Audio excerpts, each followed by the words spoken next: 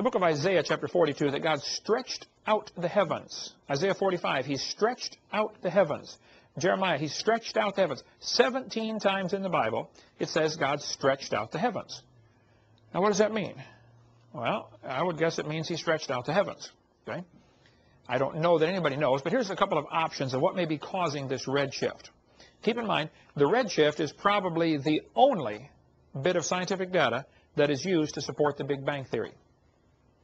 They look at the stars and say, wow, redshift, redshift, redshift, all these stars are moving away. What does that mean? Oh, that means they used to be all in one spot. So the evidence for the Big Bang is the redshift. And the Big Bang's got to be one of the dumbest theories in the history of humanity. Here's some things that might be causing the redshift. It could be the stretching from the creation.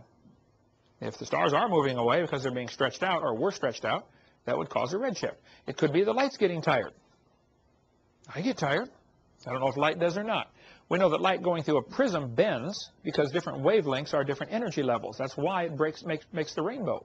Okay? Maybe it's just the effects of traveling through space. Is space really nothing? Or is there something in space? Is light going through anything when it goes through space? I don't know. That's just one thought. Maybe it is the Doppler effect. Could be. Maybe it's light being slowed down or speeded up by a black hole. Robert Gentry's got a great article in his website, halos.com. If you want to read more about the redshift and the problems with it, get all the technical stuff. But when you talk about the stars, there's a good book here by Brian Young called The Stars, God's Word in the Sky. You can get it from our ministry, $10. Great book on the stars. Christians shouldn't be afraid of astronomy. Now, astrology is different, but not astronomy. God created everything. Here's a book, Astronomy in the Bible. I don't know if this one's available from our website or not, but we can get it. Donald DeYoung. It is, Jonathan? Yeah, it's on our website. Awesome book, Astronomy and the Bible, if you want to read more. Because I think we should study astronomy, study what God has made. This book is a little controversial. D. James Kennedy, Coral Ridge Ministries, Coral Ridge Presbyterian Church in Fort Lauderdale, Florida. He says the real meaning of the zodiac, he goes through the 12 zodiac symbols and says probably these originally had a gospel story to them, which has now been perverted into the horoscope. So get coralridge.org if you want to get the book. It's like $6 or $8. But the Bible does talk about the constellations. It talks about Pleiades and Orion in the book of Job, chapter 38, or Mazzaroth and Arcturus in Job 38. There are constellations mentioned in the Bible. Now, what does this mean? I don't know, and I don't know anybody who knows for sure, but here's what some Christians think. That when God originally made the world, Adam did not have a Bible. It hadn't been written yet. So God gave Adam the gospel story in the stars. The 12 different constellations told the story of the redemption, the coming of Christ, and maybe the Sphinx was built. This is one theory. The Sphinx by the pyramid, in Egypt, they say, well, the Sphinx was built to tell us how to read the zodiac because it starts with the face of a woman and ends with the body of a lion. So you start reading the zodiac. Instead of starting in January like we do, you start with Virgo the Virgin, and you go through the 12 constellations and end with Leo the Lion. I don't know. I know that today the horoscope's all perverted, and Satan always takes what God does and twists it and perverts it and changes it. But if you want to study that, that's fine.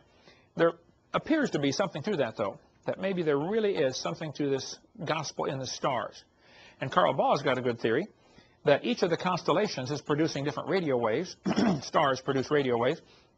He thinks the canopy of ice that used to be above the Earth could actually change those radio frequencies into audible waves, like a crystal radio does. It would actually vibrate. And Adam and Eve would be able to hear the music of the stars mentioned in Job chapter 38. Whether that's true or not, I don't know, but it sure preaches good. That the whole gospel story was being sung to them continually as they traveled around every year. Who knows? Anyway, second question. Is the sun shrinking?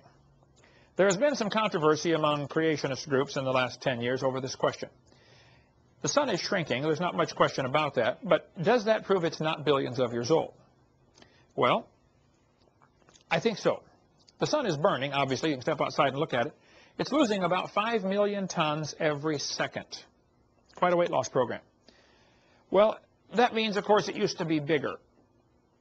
You don't need to be too much of a genius to figure that out. Bulletin of American Astronomical Society ran an article back in '79, which some people have argued about the legitimacy of this, but they said, since 1836, more than 100 different observers at the Royal Greenwich Observatory, that's in England, and the U.S. Naval Observatory have made direct visual measurements that suggest the sun's diameter is shrinking at a rate of 0.1% each century, or about 5 feet an hour. Let's assume that is correct for the moment. If the sun is burning and it's losing 5 feet an hour, that would be the diameter. So the radius would only be 2.5 feet of radius. It's 93 million miles to the Earth. You divide that by 2.5 feet per hour, you're going to find out it cannot possibly be billions of years old. That, of course, would assume several things. Has the rate always been the same? Has the rate of burn always been the same, et cetera, et cetera? I know there's a lot of assumptions built in. But I think we could all agree the sun is burning. I think we could all agree it's getting smaller.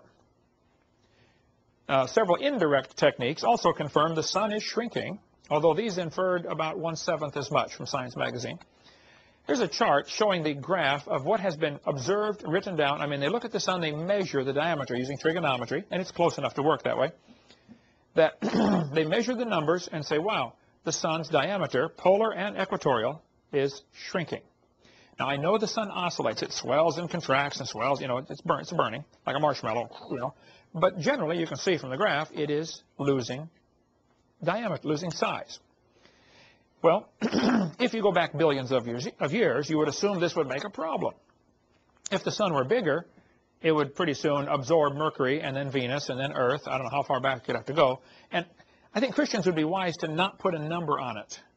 Don't say, well, 18.6 million years ago this would happen. Because what happens, the atheists then argue about the number, and they miss the whole point. They miss the concept. The fact is, guys, it's burning. It used to be bigger. This creates a problem for your theory. The bigger problem, though, than just the size of the sun is the mass. Gravity is directly proportional to how heavy the objects are, the mass of the object.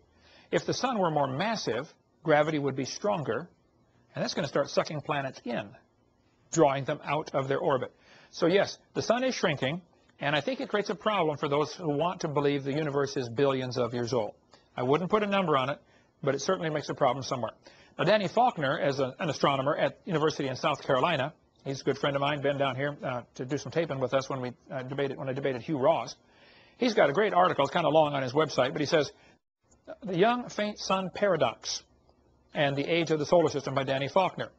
You can go to his website and read about that. But he says, because the sun, if you go back in time, would have been dimmer, this creates a problem. How can plants have survived with the changing brightness of the sun also? Evolutionists maintain that life appeared on the Earth about 3.8 billion years ago. Since then, the sun would have brightened 25%. Well, if the sun is 25% brighter now than it was then, how could plants have evolved? It goes through some good legitimate points here. The faint young sun paradox is a problem for those who believe in evolution. He says the logical conclusion he comes to is it's not billions of years old.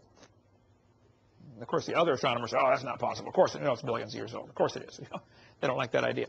Okay, what about carbon dating? I get asked this question all the time. Jonathan spent $70 to get this book, right? And the new one's out, and it's $80 now? $80. Okay. Radioisotopes in the Age of the Earth, the RATE project, R-A-T-E. I am sure not the world's expert on carbon dating, but I think I can explain things. I'm a teacher. I can explain it as best I can. That's what a teacher's supposed to do. Take the complex and explain it where the average person can get it. And say, since I operate about 4th grade level, I got to understand it myself first so I can explain it. Let me explain how carbon dating is supposed to work, and then tell you the serious problems with it.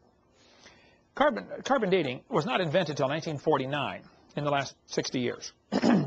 So when they started telling the kids the Earth is billions of years old, back in 1830, they didn't tell them because of carbon dating. They never thought of carbon dating, never been heard of, okay? Why were they teaching the Earth is billions of years old 160 years ago? Well, because they needed billions of years to make their theory look good. That's why. I mean, if I told you a frog could turn into a prince if you kiss it, you'd all say, well, it's a fairy tale.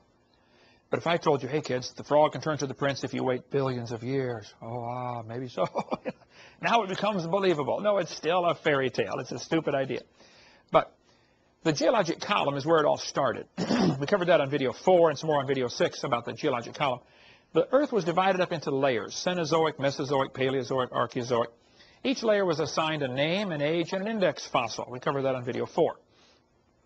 Then they said, now, we have to prove these layers are old. So they picked the numbers out of the clear blue sky, and any dating technique that comes along, like carbon dating,